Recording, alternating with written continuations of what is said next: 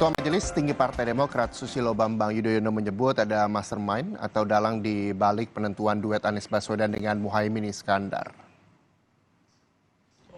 SBY menyebut ada pihak yang mendalangi gagalnya jalan AHY menjadi cawapres Anies Baswedan.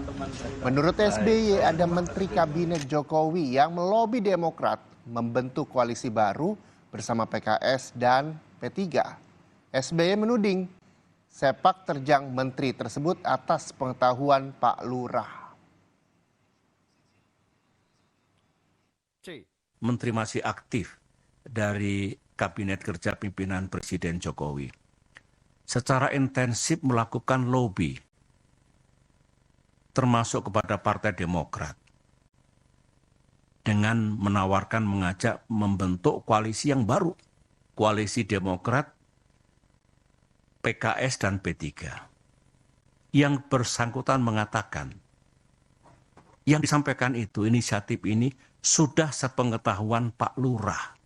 Semua gerakan, manuver, proses politik yang seperti ini penuh dengan hingar-bingar, yang berkaitan dengan koalisi dan pasangan capres dan cawapres, katanya ada mastermind-nya.